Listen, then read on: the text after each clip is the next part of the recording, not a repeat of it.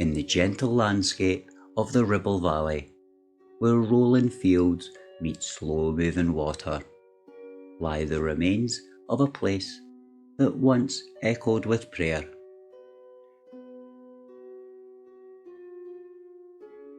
Today it is quiet.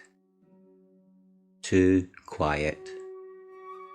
This is Sawley Abbey, a ruined Cistercian monastery founded in the late 12th century, dismantled by royal order and left to decay beneath open sky. At first glance, Sawley feels peaceful, picturesque, almost forgiven. But history tells a different story, one of betrayal, of fear, of faith punished by power, and of voices that, according to local legend, never fully fell silent. Sawley Abbey was founded in 1184 during the reign of King Henry II, a monastic movement that valued austerity, isolation and manual labour over wealth and ornamentation. The abbey was originally established at Stanlow in Cheshire, but was relocated to Sawley around 1189, largely due to flooding and environmental hardship. The new site lay beside the River Ribble, remote, fertile, and ideal for contemplation.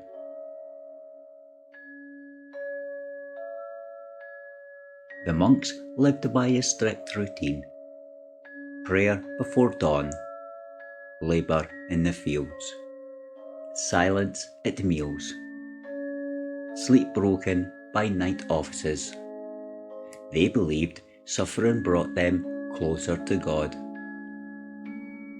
And for centuries, Sawley Abbey endured.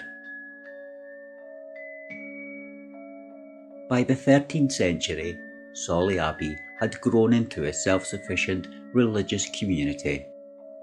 The monks farmed sheep, worked the land, and maintained fish ponds. They owned granges across Lancashire and Yorkshire. But unlike wealthier monasteries, Sawley remained modest. Stone buildings, unadorned interiors, no stained glass to rival cathedrals. Their lives were quiet, but not isolated from the world. Pilgrims would pass through. Local villagers sought aid. The abbey was woven into the surrounding community, and yet that connection would one day become a liability. By the early 16th century, England stood on the brink of upheaval. When Henry VIII broke from Rome in the 1530s, monasteries became political targets. Not because they were corrupt, but because they were powerful. They owned land. They answered to the Pope. And they stood as symbols of an older authority. The dissolution of the monasteries began in 1536. Royal commissioners toured religious houses, documenting alleged moral failures, often exaggerated or fabricated, to justify closure. Sawley Abbey was inspected that same year. What followed would seal its fate. The abbot of Sawley at the time was William Trafford. When the Pilgrim of Grace erupted in northern England, a massive uprising against the dissolution, Trafford was accused of supporting the rebels. Whether he actively encouraged them or merely failed to oppose them remains debated. But accusation was enough. In 1537, Abbot Trafford was arrested. He was taken to Lancaster, and there he was executed by hanging. His death was meant to be a warning. Sawley Abbey never recovered. Shortly after the abbot's execution, Sawley Abbey was officially dissolved. The monks were expelled, the land seized by the crown, the buildings stripped. Lead was torn from the roofs, stone was quarried for local construction, and sacred spaces were reduced to rubble.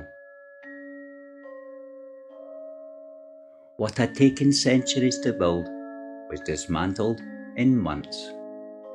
And unlike some monasteries converted to estates or churches, Sawley was simply abandoned. Its spiritual life ended abruptly. Its physical presence left to decay.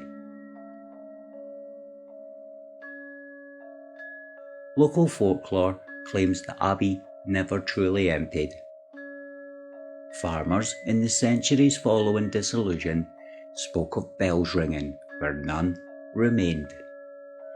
Others described chanting carried on the wind, low, rhythmic, and indistinct. Other persistent legend claims that on misty mornings, figures in white robes can be seen crossing the ruins toward the river. They never acknowledge observers.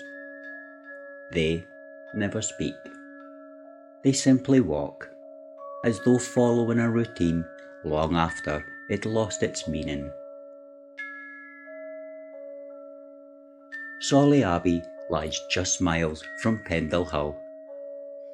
In 1612, the Pendle witch trials would grip the region in fear and accusation.